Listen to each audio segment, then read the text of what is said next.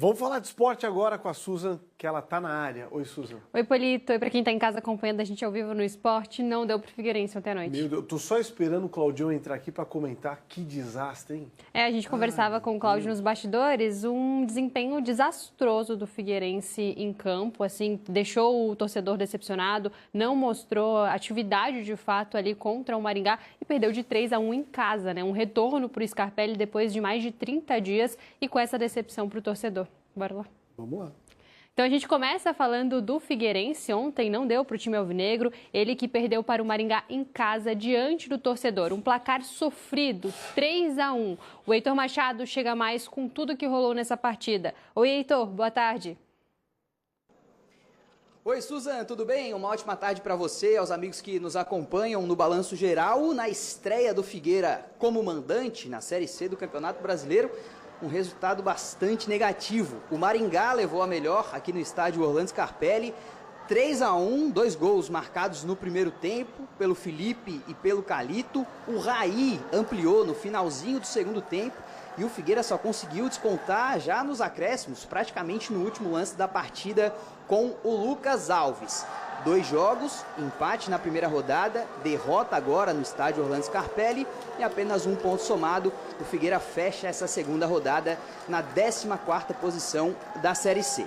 O próximo compromisso está marcado para domingo, 6h30 da noite, novamente aqui no estádio Orlando Scarpelli, dessa vez contra o Botafogo da Paraíba. Volto contigo, um abraço para você e um bom programa por aí. Obrigada, Heitor, pelas informações. Cláudio Caticarte já está aqui com a gente. Inclusive, Cláudio, antes da gente conversar sobre essa partida, após essa derrota do Maringá, Márcio Zanardi já não faz mais parte aí do comando do Figueirense. O anúncio foi feito há pouco pelo clube e agora o ex-técnico, né? Ele chegou a dar uma coletiva ontem, depois dessa partida, falou que a equipe precisa reagir no fim de semana, quando recebe o Botafogo da Paraíba, mas, de fato, esse anúncio foi feito na manhã de hoje, o desligamento de Márcio Zanardi. O Zanardi estava no Furacão desde o início da disputa do quadrangular do rebaixamento no Campeonato Catarinense e não conseguiu evitar aí a queda do clube para a Série B do estadual. O treinador ficou apenas 12 jogos à frente do time alvinegro, com 4 vitórias, 1 empate e 7 derrotas. Junto com o Zanardi, os auxiliares técnicos Alan Ribeiro e também Caco Espinosa, além do preparador físico Samir Omeiri, também deixam o clube. Cláudio, com o rebaixamento para a Série B do estadual, com a eliminação da Copa do Brasil, com esse mau desempenho aí na Série C do Brasileiro, esse já era um anúncio esperado pelo torcedor, inclusive no dia de hoje, né? Boa tarde. Boa tarde, Susan. Boa tarde a todos que nos acompanham aqui no Balanço Geral. Ele cavou a sua própria demissão. Não foi tanto pela Copa do Brasil, mas sim estadual e agora. Pois é, o técnico Márcio Zanardi acabou sendo demitido e olha que, por mais que a gente veja uma gestão de futebol pífia no Figueirense, né, muito ruim, com 3 treinadores em 4 meses, estamos em abril, 4º mês do ano, já 3 treinadores, mais de 40 jogadores, né, já estiveram nesse ano no Figueirense, no início de temporada. Mas o técnico Márcio Zanardi, ele chegou antes do quadrangular da morte, só para lembrar aí o torcedor, antes de o Figueirense ter a queda para a 2ª divisão do Campeonato Catarinense. Ele teve a chance de salvar o Figueirense do pior, que acabou não acontecendo. Na Copa do Brasil até teve uma evolução, o Figueirense caiu no momento que tinha que cair contra uma equipe muito mais forte, até teve uma boa estratégia. Só que o problema da equipe do Figueirense foi falta de consistência, inclusive no jogo de ontem, né, que culminou com a queda do treinador, porque, igual o Município, né, paciência tem limite. Então, o treinador ontem, uma equipe muito pobre ofensivamente, sem nenhuma força, né, de quebrar essas linhas defensivas muito bem organizadas da equipe do Maringá. A falta de leitura de jogo do treinador, que não estudou a equipe paranaense, que na primeira rodada enfrentou a Ferroviária e já mostrava atacar com 4, 5 atacantes. E ele manteve essa estrutura defensiva com inferioridade numérica, né? Só 3 zagueiros, os laterais avançando deixavam muito expostas a zaga, com muitos erros dos zagueiros, falta de organização defensiva, sem nenhuma força de reação, né? O Figueirense não tinha repertório ofensivo.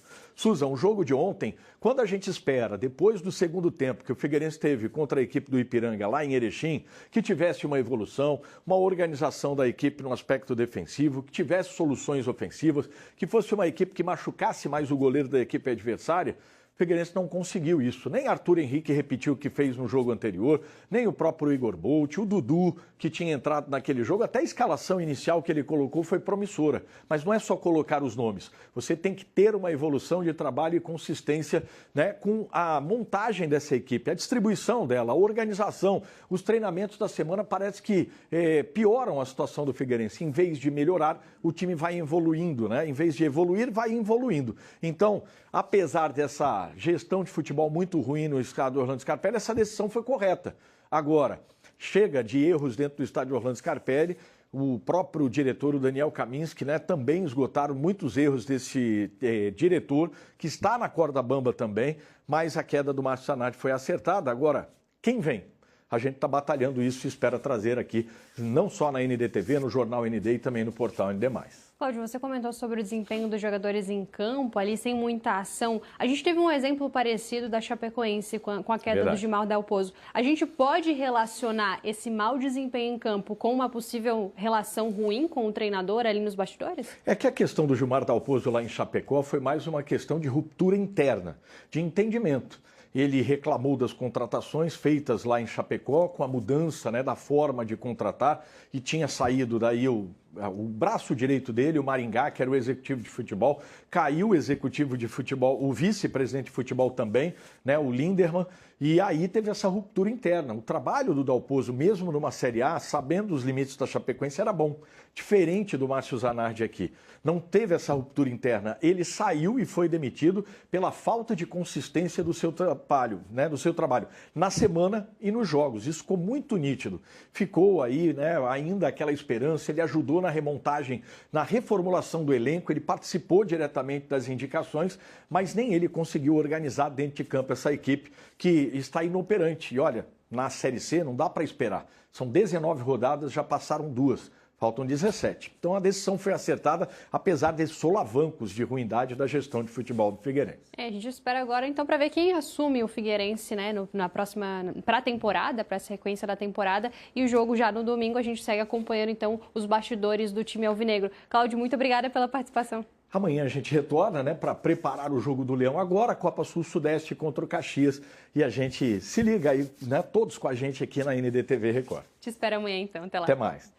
E olha só, e com uma repercussão impressionante, uma recuperação que deixou ali a torcida bastante surpresa durante a competição, Alfredinho Ibiapina conquistou a vitória em mais uma etapa do NASCAR Brasil. Dá só uma olhada no automobilismo.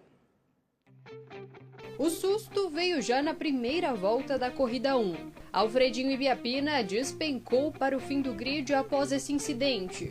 Mas o que parecia definido se transformou em uma das maiores recuperações da história da categoria, com vitória de Ibiapina. Na corrida 2, mais um incidente, mas o piloto não se deu por satisfeito e garantiu a primeira colocação na Challenge. O resultado final da etapa realizada no Autódromo de Santa Cruz do Sul está agora em análise após pedido de recurso protocolado pela equipe.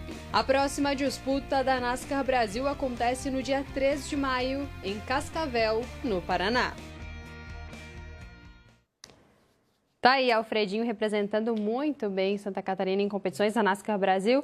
E o Figueirense a gente segue de olho, né, Polito? A situação não é fácil para o torcedor, mas a gente vai trazer todos os detalhes e quem sabe amanhã o próximo nome, né, que assume aí o Figueirense. A esperança é a última que morre. O torcedor não merece isso. Obrigado, Suzana. Até amanhã.